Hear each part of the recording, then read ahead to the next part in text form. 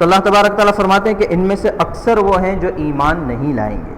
اب ان کی مثال بتلاتے ہیں کہ ایمان کیسے نہیں لائیں گے اور ان کی مثال کیسی ہے کہ انا جعلنا فی اعناقہم اغلالا، کہ ہم نے ان کے گردنوں میں توق ڈال رکھا ہے، فہی الی الاذقان، جو ان کے تھوڑیوں تک پہنچ چکی ہیں، فہم مقمحون، جس کی وجہ سے یہ سر اٹھائے ہوئے ہیں۔ علماء نے لکھا ہے کہ اس آیت میں اللہ تبارک تعالیٰ نے ایک مثال بیان فرمائی کہ جو لوگ ایمان نہیں لاتے ہیں ان کی مثال ایسی ہے جیسے کہ ایک شخص ہے، اس کے گلے میں توق ڈال دیا گیا، زنجیر ڈال دی گئی ہے، اور وہ زنجیر اتنی موٹی ہے، یہ اتنی بڑی ہے کہ جس کی وجہ سے وہ زنجیر سینے سے لے کر ان کی تھوڑی تک جو ہے وہ زنجیر بندھی ہوئی ہے۔ تو اب ظاہر ہے کہ ایسا شخص جس کے گردن میں زنجیر بندھی ہوئی ہو، یا مثال کے طور پر کبھی بیماری کی وجہ سے آدمی گردن میں پٹا لگاتا ہے تو اس کی وجہ سے اس کا سر اونچا ہو جاتا ہے، نہ وہ دائیں بائیں دیکھ سکتا ہے اور نہ ہی نیچے دیکھ سکتا ہے۔ تو اللہ تعالیٰ فرماتے ہیں کہ جو لوگ ایمان نہیں لاتے ہیں ان کی مثال ایسی ہی ہے گویا کہ ان کے گردن میں توق اور پٹا پڑا ہوا ہے، یا بعض علماء نے اس کی تشریح کی ہے کہ اس کے دونوں ہاتھ گردن کی طرف باندھے ہوئے، دونوں ہاتھ اس کے اوپر کی طرف باندھے ہوئے۔ تو ایمان نہ لانے والوں کی مثال ایسی ہے کہ تکبر کی وجہ سے ان کی گردن اونچی ہوتی ہے، ان کو دائیں بائیں کچھ نظر نہیں آتا سوائے گمراہی کے اور ضلالت کے، کوئی چیز ان کو سمجھ میں نہیں آتی۔ تو اللہ تعالیٰ فرماتے ہیں کہ ان کی مثال تو ایسی ہے گویا کہ ہم نے ان کے گردن میں توق ڈال رکھا ہے، اور اس کی وجہ سے ان کی گردن اوپر کو اٹھی ہوئی ہے، یعنی تکبر کی وجہ سے یہ لوگ حق کی بات کو قبول نہیں کرتے، حق کی دعوت کو قبول نہیں کرتے۔ آگے فرماتے ہیں وَجَعَلْنَا مِن بَيْنِ أَيْدِيهِمْ سَدًّا وَمِنْ خَلْفِهِمْ سَدًّا فَأَغْشَيْنَاهُمْ فَهُمْ لَا يُبْصِرُونَ، کہ ہم نے ان کے آگے بھی ایک آڑ بنا رکھی، ایک دیوار بنا رکھی ہے،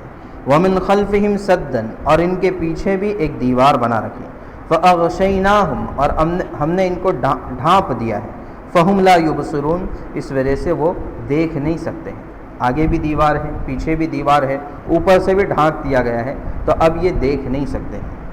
یہ اصل میں علماء نے لکھا ہے کہ کفر دو طرح کا ہوتا ہے، ایک کفر ہوتا ہے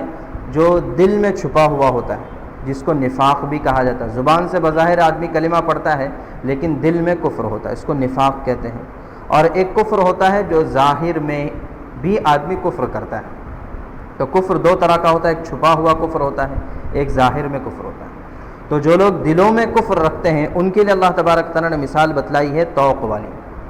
کہ ان کی مثال تو ایسی ہے گویا کہ ان کے گردنوں میں توق ڈالا ہوا ہے، اور پھر وہ اپنی گردن کو ادھر ادھر ہلا ہی نہیں سکتے ہیں اور نہ ہی نیچے دیکھ سکتے ہیں، گویا کہ وہ صرف گمراہی کو دیکھتے ہیں۔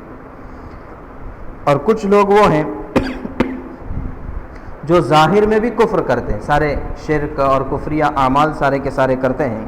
تو ان کی مثال اللہ تبارک تعالیٰ نے بتلائی، یہ ایسے ہیں گویا کہ ظاہر میں ان کے سامنے دیوار ہو، پیچھے دیوار ہو اور اوپر سے پردہ ہو، تو جب آدمی کو کچھ نظر نہیں آتا تو ان کی مثال بھی ایسی ہی ہے کہ یہ صرف اور صرف گمراہی میں پڑے ہوئے ہیں۔ ان دونوں طبقات کے بارے میں اللہ تعالیٰ فرماتے ہیں وَسَوَاءٌ عَلَيْهِمْ أَأَنذَرْتَهُمْ أَمْ لَمْ تُنذِرْهُمْ لَا يُؤْمِنُونَ، کہ ان پر برابر ہے کہ آپ ان کو خبردار کریں یا خبردار نہ کریں، آپ ان کو دعوت دیں یا دعوت نہ دیں، لا یؤمنون، یہ لوگ ایمان نہیں لائیں گے۔